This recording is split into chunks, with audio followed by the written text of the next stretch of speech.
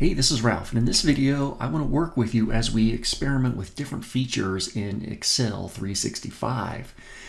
Now, I specifically want you to use Excel 365. That's the web-based version you can get for free through your student account. So I've already logged into my own student account, and basically I use the little app button in the top left corner, and I went right over to Excel, and I get this home page, this dashboard, and I'm going to start off with a new blank document. So we're going to start from a blank slate, but what we create is ultimately what you're going to turn in as your participation activity. And basically this is just proof that you are actively engaged in participating in the middle of our week as we get into Excel basics.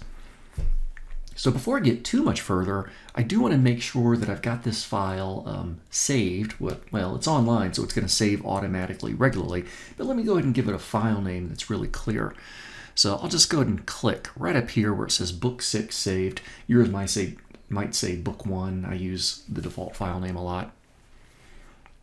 And I'm going to go ahead and call this CIS 101 Participation 6 Excel Basics. There we go. Now I'm using spaces in there, which I typically don't like to use with online files, but I think it's okay.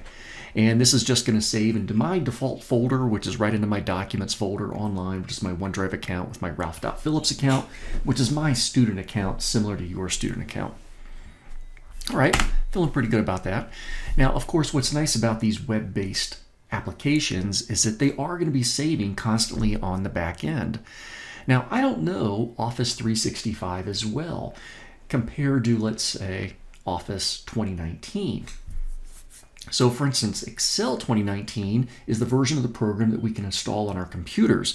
Mac users would have a different version, and Chromebook users wouldn't even have an option for that. I've been more interested, though, in learning about the web-based 365 products. I had a pretty good experience using PowerPoint 365 for something, and I'd like to test out Excel 365. I'm confident what we do in this activity is going to work out great. But I am pretty sure that there are some more fancy features, advanced features of Excel that aren't available in the web-based 365, but are available in the installable client version, the 2019 version.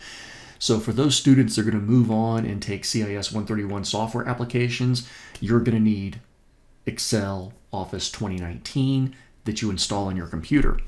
If you're going to move on to CIS 125E, which is 10 weeks of just Excel, you're definitely going to need the installed 2019 version, which, by the way, you can get for free through your school account. PC users or Mac users. Chromebook users, you're kind of SOL, and you would have to make arrangements to use the computer lab if you don't arrange to get your own PC computer or Mac. So I want to work with this particular version. Now, since we're starting off with a blank sheet and you're going to turn stuff in, we're going to have to make it clear exactly what the key checkpoints are. So I don't want you to just send me a blank Excel file. I want to see that you've tried some of the things that I've tried. Now, off to my other monitor, I have a little checklist of things that I definitely want to cover and see. But let's go ahead and start work on this. Now, to make what I do a little bit easier for you to see, I'm going to zoom in. So I'm going to use the zoom controls in the lower right corner, and I'm going to zoom in 200%. Now obviously you don't need to do that, and whatever zoom you use is just for your view. It's not going to save with your file or anything like that. So I'm zoomed in a little bit more. This gives us a clearer picture of what an Excel workbook is. There's a couple of terms you need to distinguish. There's workbook and worksheet. An Excel file is a workbook file, although a lot of people, me included, might sometimes call it a worksheet. It's a workbook, and your workbook is made up of one or more worksheets. If I look down in the lower left corner, I see that I'm on sheet 1, and there's a little plus, and if I click that little plus, I can make a sheet 2, and if I click the plus again, I can make a sheet 3, and I can keep on going. So we're going to end up with a workbook that has multiple sheets. You don't have to worry too much about it right now. I'll tell you to make them as we need them. I'm going to go back to sheet 1, and I'm going to right click on the sheet 1 sheet tab, and I'm going to choose rename. And for this one, I'm just going to call this, let's see, basic text and number formatting. In fact, I'm going to take the word basic away. Make sure I spell formatting properly and click OK. So this sheet is going to focus on text and number formatting. And I can see that sheet tab name down there. Multiple sheets within a workbook. Okay. Now, columns in this workbook, there it is, I messed up already. Columns in this worksheet are labeled with column letters. Rows in the worksheet are labeled with row numbers. So where a column and row intersect, you get a cell, and every cell has a reference or an address. For instance, right now I'm on cell C3. Now I'm on F4. If you select a range of cells, you read that range by the top left corner to the bottom right corner. So this is the range B2, F6, B2 through F6. If you were to write that out, it would have a colon in there, but you'll see that soon enough. B2 to F6. When you select cells, try to click in the middle of the cell, and when you want to select a range of cells, start by clicking in the middle and then drag down to select the others. The reason I'm suggesting that is because if you click and drag on the border of a cell, you'll get a different reaction, a different result. Sometimes you want to do that, but when you want to select cells, make sure you're clicking right in the middle of that cell, as well as you can anyway. I'm going to go ahead and click on cell A1, and I'm going to type in some text.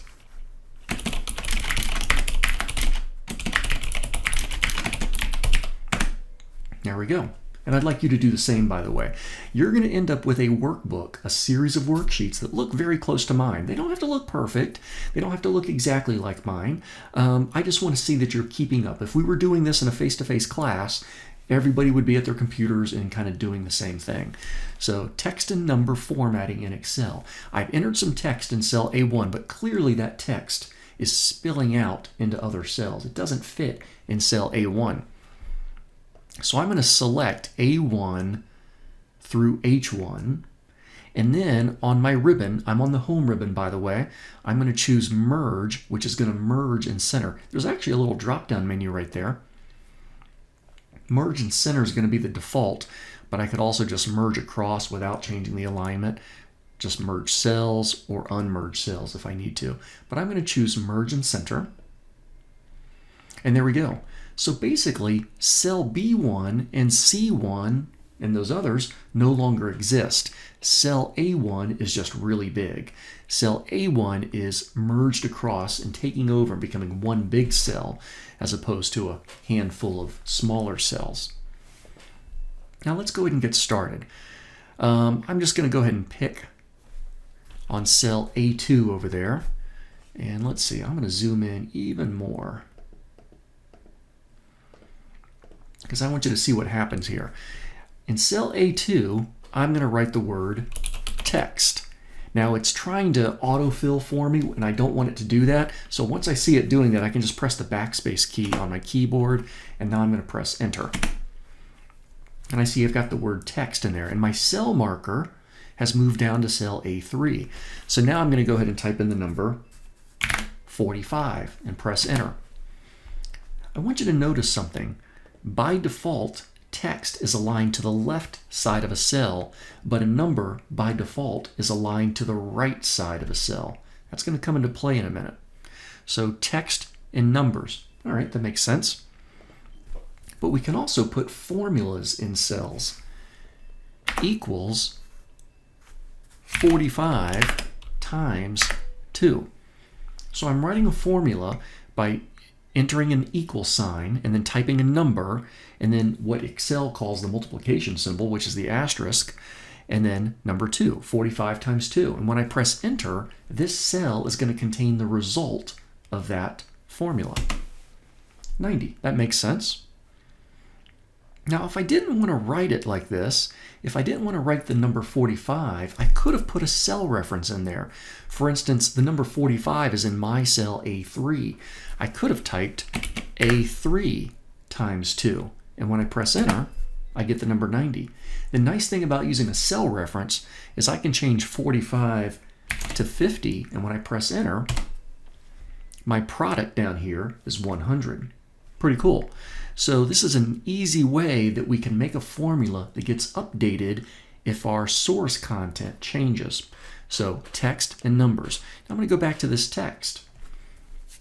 You can format text in Excel pretty much the same way you might do it in Word and PowerPoint. There's a whole bunch of tools up here. Clearly I can bold, italicize. The little paint bucket is the background color for the cell. And then we have the font color for the cell. The little ellipsis, or the 3 dots, if I click on that, I'll see a few more font formatting characteristics that I can do. Making the font smaller, underline, strike through, double underline. But of course, there's also an increase font button over there on the left. I can actually choose my font size specifically. I can choose a font family. So all the same basic controls I might see in a Word document. I'm going to click on that big cell A1, and I'm going to spend a little bit of time formatting. I'm going to pause my recorder while I do this. Okay, so I just made a few changes to my cell A1. Clearly, I changed the fill color, the font color, and I've changed the font family to the old classic Comic Sans. So a lot of people make fun of Comic Sans. I was at a conference about a year ago, though, and I learned that students with dyslexia actually seem to favor well with the Comic Sans font.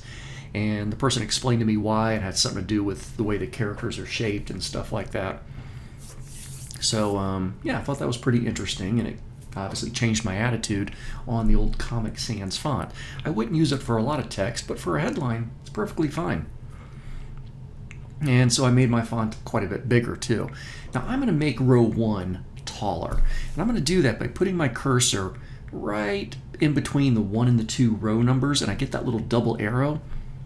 I'm going to click and drag and make that a little bit bigger, and I can see now that my text is aligned to the bottom of the cell. Let's see, there's a tool where we can change that. Here it is. There's an alignment tool under my home ribbon, and I can choose this option to vertically center that text. Oh, there we go. Now the next thing I want to show you with Excel is how we can really take advantage of the autofill handle. So I'm just going to click on cell C2, and I'm going to type in the word Sunday. I'm going to click on cell C2, which contains the word Sunday, put my cursor on the fill handle, which is the little square on the lower right corner of the active cell marker. When I put my cursor there, I can drag downward, and it continues that series. Looks like I went one too far, so I'm going to click on that last Sunday, press the delete on my keyboard, and get rid of that cell contents. I clear the cell by pressing the delete key. So you can complete a series pretty easily just by typing in the beginning of the series. Excel is pretty smart, understands what you're trying to do, and it continues on. Let me show you something a little different though. I'm going to write the word Sunday. Now what if it was my goal to have the word Sunday over and over? Well, if I use the fill handle and drag down, it's going to try to do all the days of the week, because that's usually what I would probably want. I'm going to Control Z to undo. It's not what I want to have happen this time. I'm going to put my cursor on the fill handle. I'm going to click with my mouse, hold my Control key, and now I'm going to drag down. Let go of the mouse, let go of the Control key. And you can see this time it repeated Sunday over and over again. Let's make sure everyone's clear on that. I'm going to Control Z to undo. So normally, if I activate a cell that's part of a normal sequence, I can use the fill handle, drag down just by the mouse button, and I'm going to get that series. However, I can click on a series, click the fill handle with my mouse before I start dragging, press and hold the Control key, drag down, let go of the mouse, let go of the Control key, and I get more of a copy and paste action. That can come in handy sometimes. Now, of course, days of the week work, months of the year, and stuff like that. But we can also do years. We can do years that might change. Let's say I wanted to record every other year. So starting with 2020. Now, if I were just to autofill down, this time it's just giving me 2020s. It doesn't know that I want to complete a series. If I put my cursor on the fill handle, click with my mouse, hold down my control key, and then fill down, let go of the mouse, let go of the control key, then it does the opposite. So don't forget that control key. However, that's still not what I wanted to have happen. I wanted to count by every 4 years, every 2 years, or every 3 years. So if I want to go by some unusual sequence or pattern, I'll do 2020 for the first cell, and then for the next cell, 2023. I'm going to select both cells. Remember, click in the middle of a cell to select the cell.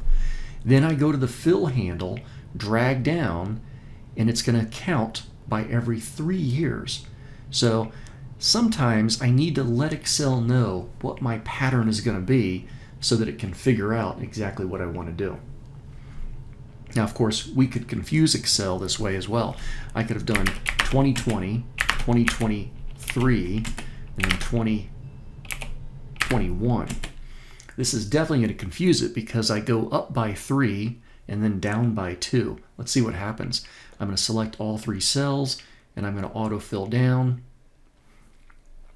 Yeah, it doesn't know what the hell's going on. And that's understandable. That's pretty tricky.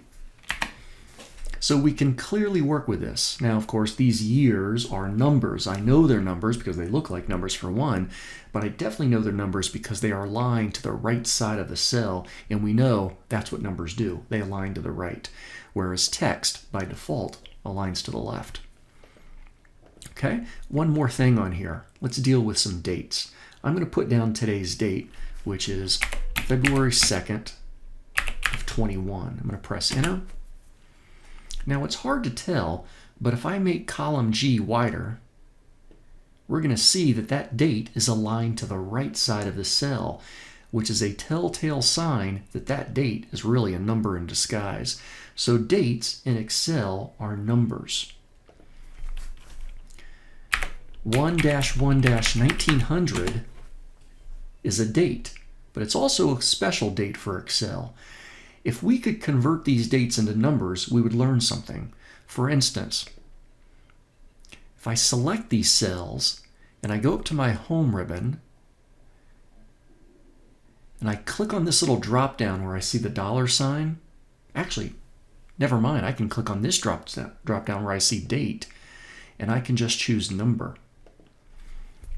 I've just converted those dates into numbers, and look at this. January 1st, 1900 became number 1. February 2nd, 2021 became 44,229. And that's because February 2nd of 2021 is 44,229 days after January 1st. So basically, Excel converts all dates from January 1st, 1900 and on into numbers. And that's how you can calculate with dates. That's how we could say, for instance, today's date is February 2nd, 2021. My birth date is 5/21/1973. Then I can do a formula equals H2, today's date, minus H3, my birth date. I am 17,424 days old because I'm able to subtract those dates. And of course, you add a little bit more to that formula and you can convert that into years. We'll do that in another sheet. Can Excel calculate with dates earlier than January 1st, 1900? No, it can't. If I were to put in something like December 31st, 1899, look at that. It's formatted to the left. Excel thinks that date is text. So it really can't calculate it because it can't calculate with text. So January 1st, 1900 is a pretty special date. If I select these two cells that are numbers, and then I go to my formatting and I change their formatting to a short date, they're back to those dates. So that's pretty good. A little bit about text and number formatting in Excel. let's jump over to a new worksheet. I'm going to click on sheet number 2, and I'm going to zoom in. And then I'm going to right click on sheet 2, rename it, and I'm going to call this one relative and absolute. Okay, relative and absolute references can be one of the trickiest things for beginners to get in Excel. And they don't have to be that complicated. Let's do this. In cell A1, I'm going to type the number 10% and press enter. So I've just typed in 10%. 10% is really a formatted number. I could have typed in 0.10 and that comes up as 10%. If I want to see it as 0.10, then I can select that cell and change my formatting from percentage to number, and I see it as a 0.10. Either way, 0.10, 10%, same thing. I'm going to use my formatting and change it back to a percentage. All right, now in column C, I'm going to go ahead and just type in several 3-digit numbers. I'm going to type in 3-digit number, enter. 3-digit number, enter. 3-digit number, enter. Perfect. Now, in column D, I want to know what 10% of each of those numbers are. So I can do a formula for that. Equals the number in C1 times that 10% in A1. And when I press enter, I'm going to get the right answer. 10% of 123 is 12.3. Perfect. And in fact, I can change that 10% to 20%, and now I can see that 20% of 123 is 24.6. I'm going to go back to 10%. That's the great thing about using a cell reference. And by the way, I can double click on a cell that contains a formula, and I go into edit mode, and I can edit that formula pretty easily. But I'm happy with it for now. For now, that is. Okay, I'm happy with that formula, but I don't want to have to go through the anguish of typing that formula 2 more times. That would be tiring. So instead, I'm going to use my trusty fill handle, copy that formula down. Uh-oh, it didn't work right. It kind of worked right, but look at the formula I've got in D1. C1 times A1. That's good. But look at my formula in D2. C2 times A2. Excel was pretty smart. It knew that the next number down was going to be in C2, so it modified my formula a little bit to help me out. But it also modified this part of the formula, trying to help me out, but actually hurting the cause. It didn't know that I wanted to stay with A1 even though I'm copying downward. And of course, C3 times A3, that's not correct either. So what I need to do is I need to make an absolute reference to my first formula. So I've gone back to my first formula, C1 times A1, and I don't need to do this part, but I'm going to select A1 in my formula. And on my PC, I'm going to click the F4 key, which is going to convert that relative reference into an absolute reference. A relative cell reference is like that C1. It's just the letter C and the number 1. An absolute reference has the $sign in front of the A and a $sign in front of the 1. The $signs there don't mean currency. They have nothing to do with money. It's how you put an absolute status on a cell reference. Now, when I press my enter key, that first formula result doesn't change at all. It's still accurate. But now I can use the fill handle, copy down, and these other formulas are going to be correct. If I look at my formula in D2, I can see that that's C2 times A1. If I look at D3, it's C3 times A1. If you want to use the same cell reference in multiple formulas, you're going to use an absolute reference. Now you could be thinking, what's the big deal? You could have just typed it by hand. Well, what if I didn't give you just 3 numbers?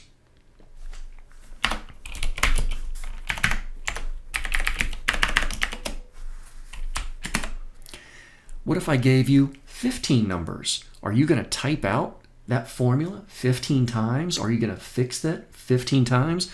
Well, what if I didn't give you 15 numbers, but what if I gave you 150 numbers or 1,500 numbers?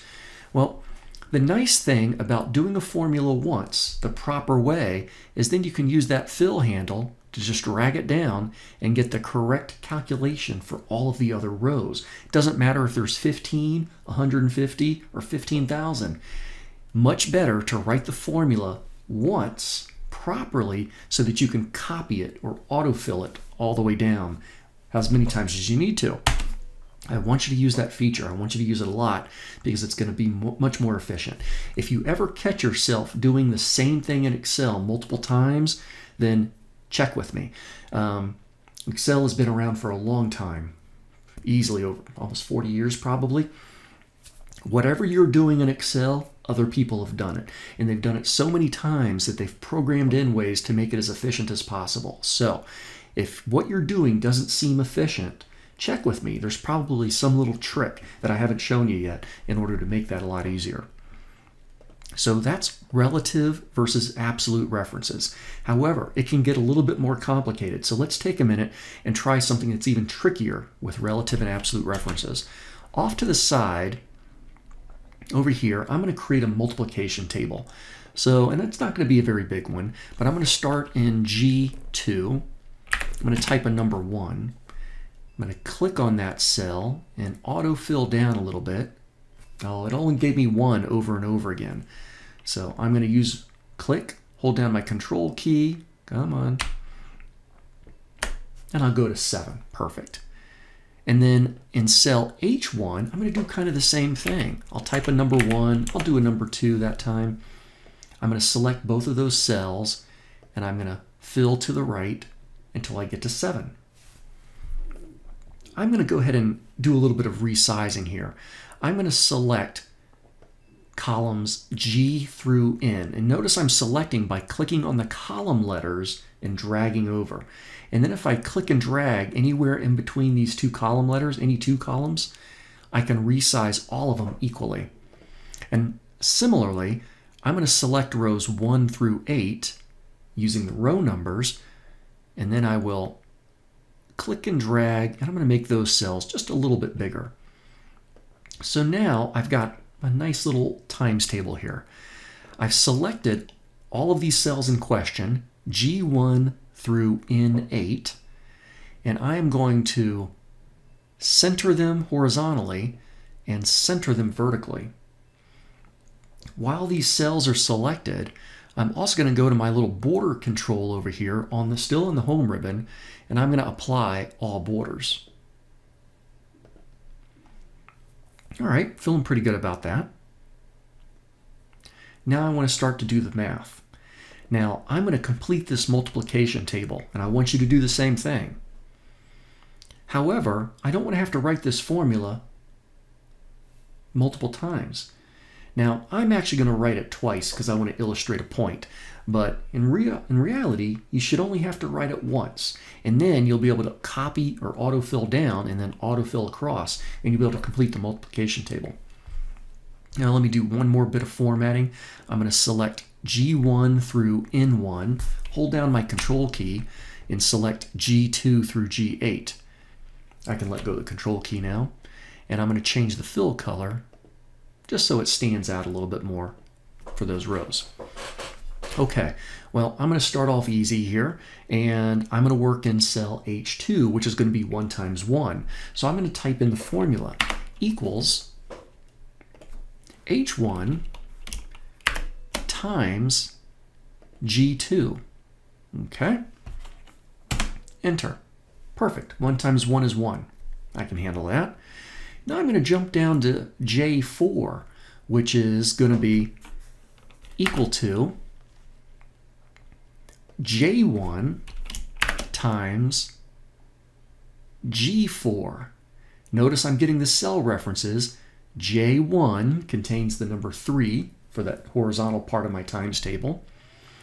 And then G4 contains the number 3 from the vertical part of my times table. Enter. Perfect. 3 times 3 is 9. All right, that sounds pretty good. However, there's a lot more cells that I need to work on. What is it? There's 47 more cells I need to work on. And I don't want to have to keep typing this formula. However, what I want you to notice is there's going to be some similarities between these two formulas that I wrote. It'd be helpful if I could see them both at the same time. Control, does that work? It doesn't work. Okay, well, I'm assuming I'm still recorded. So on Excel 2019, you can press Control left accent and you can see all of the formulas on your worksheet at one time. And apparently we don't have that feature here. However, maybe I can go to the View ribbon, and I'm just looking at a few of the choices here. Just curious if I could see it. I'm really curious about this though. So hold on, actually no, I'll show you what I search here. I'm just gonna go ahead and Google something. I wanna look at, it's called Formulas View in Excel 365. And I'll just go ahead and click on this top result. Actually no, the second one looks pretty good over at Geek Excel.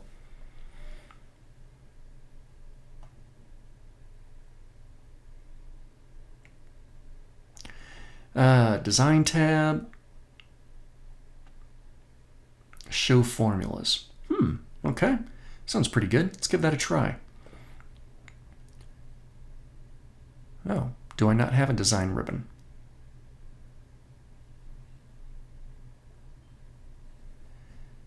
Oh, you know what? I think it was referring me. I might need an add-on.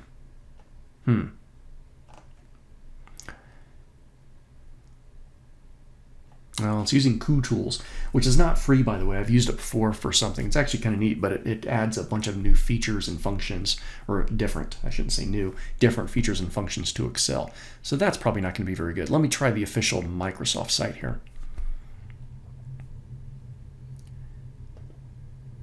Now this is talking about the Control left accent, the grave accent, but I've tried that on my web version. That doesn't seem to work there. So I think they're talking about the obviously the 2019, the client version.